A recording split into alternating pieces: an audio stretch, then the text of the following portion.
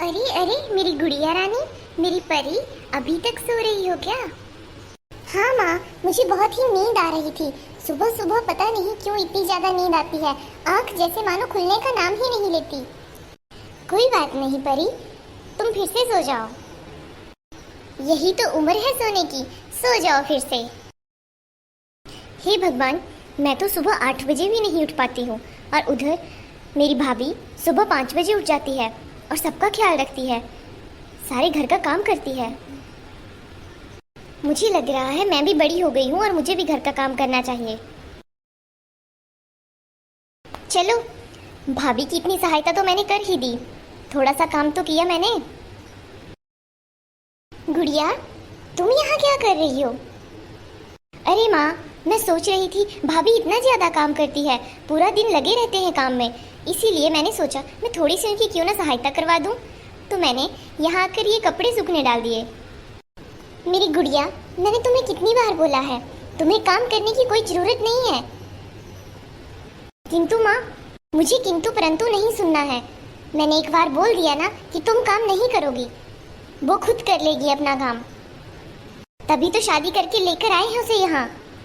तुम यहीं रुको, मैं जाकर उससे खुद पूछती हूँ, वो अपना काम खुद क्यों नहीं करती। अरे नहीं माँ, आप भाभी को कुछ मत कहिएगा, मैं दोबारा कोई काम नहीं करूँगी। मैं देखूँ तो उस महारानी को, वो तब से कर क्या रही है जो मेरी ऐसी गुड़िया जैसी परी से काम करवा रही है। अरे बहू, सुनती हो? हाँ माँ जी, कहिए क्या हो गया? होने को तो बहुत कुछ हो गया, लेकिन तुम मुझे ये बताओ, तुम्हें यहाँ क्यों शादी करवा के लाया गया? क्या माँ जी, मैं कुछ समझी नहीं। समझोगी कैसे? तुमने जरूर कुछ बोला होगा जो परी काम कर रही थी। देखो, परी ने कितना ज्यादा काम कर दिया है, सारे कपड़े उसने सूखने डाल दिए। अरे माँ, तो क्या हो गया? परी की उम्र भी शादी की हो रही है, उसे भी छोटे मोटे काम सीख लेने चाहिए। हाँ हाँ, तुम लोग बस मेरी परी से ही काम करवाओ, अभी वो इतनी छोटी सी है। मुझे जरूर पता है तुम लोगों ने ही उसे बोला होगा काम करने के लिए। माँ, परी अब छोटी कहाँ रही है, परी की शादी की उम्र हो गई है। सपना और परी दोनों ही एक ही उम्र के तो हैं, इन दोनों में तो बस 1-2 महीने का अंतर है। मैंने बोल दिया, बस परी कुछ काम नहीं करेगी। ठीक है माँ जी, मैंने उसे कुछ काम करने के लिए नहीं कहा था, वो खुद ही काम करने लग गई थी। पर आप चिंता बिल्कुल ना करें, अब मैं परी को कोई काम नहीं करने दूंगी। क्यों नहीं करने दोगी भाभी? परी, अभी तुम बहुत छोटी हो, इसीलिए तुम अभी कोई काम नहीं करोगी। नहीं भाभी, ये तो गलत है ना, मैं तो आपसे सिर्फ 2 महीने छोटी हूँ और आप तो इतना सारा काम करती हैं, मुझे तो कुछ करने भी नहीं देती। कोई बात नहीं परी, मैं खुद कर लूंगी।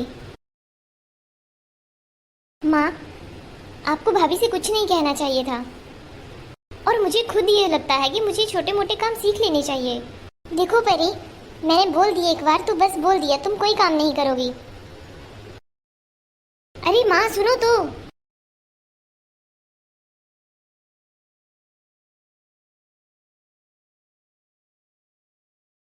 माँ, सुन रहे हो क्या? अरे बिटिया, तुम कब आई? बस माँ, अभी ही तो पहुंची हूँ, बैठो। बहुत दिनों से तुमसे बात नहीं हुई थी बिटिया, मैं कितने दिनों से सोच रही थी कि एक बार तुम्हारे पास हो आऊं।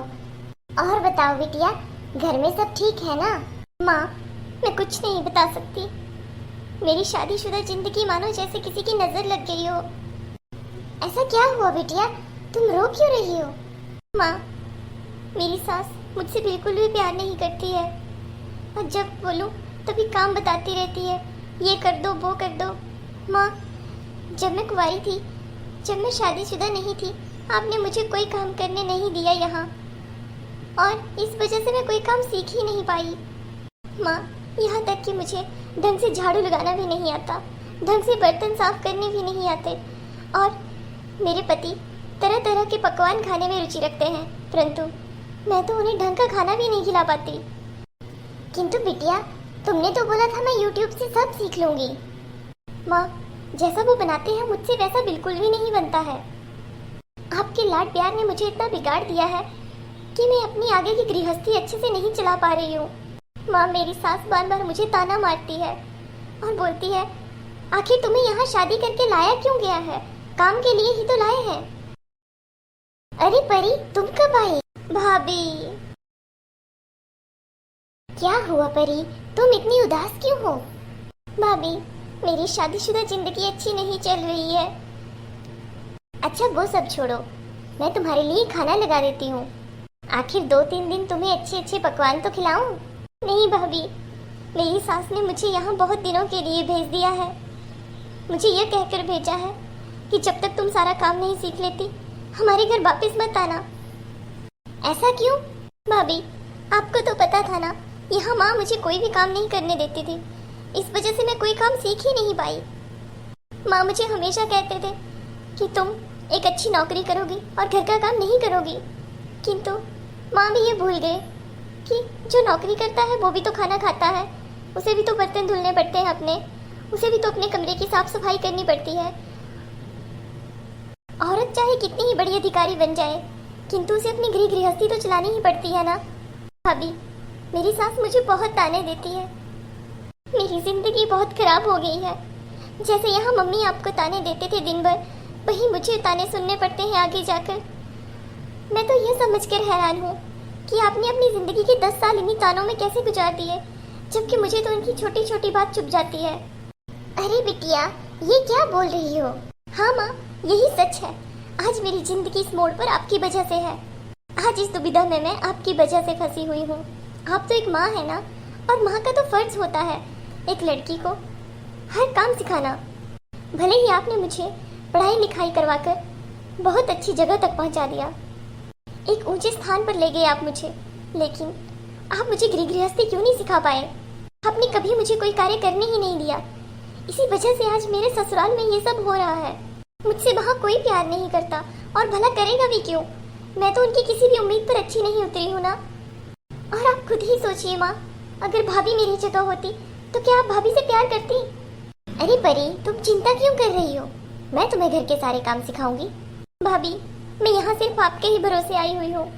मेरी शादीशुदा जिंदगी ऐसे खराब हो जाएगी भाभी, आप मुझे थोड़ा तो काम सिखाइए। ठीक है परी। अच्छा, अब तुम उदास मत हो, मैं तुम्हें 2 या 3 दिन में सारे काम सिखा दूंगी। तुम चिंता क्यों कर रही हो? ठीक है भाभी। किंतु परी, तुम इतना सारा काम करोगी कैसे? माँ, जैसे भाभी करते हैं। जैसे भाभी ने आपके और भाई के दिल में जगह बना ली है, मुझे भी सबके दिल में जगह बनानी है। मैं तो कोई काम ढंग से नहीं कर पाती। मुझे सब कामों में दिलचस्पी लेके, रुचि बना के अपना दिल लगाना है। चलो परी, पहले खाना खाओ और अपना मूड ठीक करो। आप परी से कुछ मत कहिएगा, वो इस टाइम बहुत उदास है। हाँ सपना, मैंने दूसरे कमरे से सब कुछ सुन लिया, किंतु इस समय ना तो मैं माँ को कुछ बोलूँगा और ना ही परी को। परी इस समय बहुत दुखी है, उसे तुम्हारी जरूरत है। नहीं, परी को हम सबकी जरूरत है। सही कहा, तुम 2-3 दिन में से घर का सारा काम सिखा दो। काम सिखाने के बाद आप इसे इसके ससुराल लेके जाओगे तो मैं भी साथ चलूंगी। मैं उन्हें बताऊंगी कि लड़की की शादी काम करने के लिए नहीं होती है। इसकी सास भी तो इसकी माँ है, वो भी तो इसे काम सिखा सकती है। इसे ऐसे अकेले यहाँ भेजकर उन्होंने अच्छा थोड़ी किया। और ये क्या बात हुई कि काम आएगा तो ही घर आना? घर की बहू है, कोई पैसे देकर नौकर थोड़ी खरीद लाए हैं वो।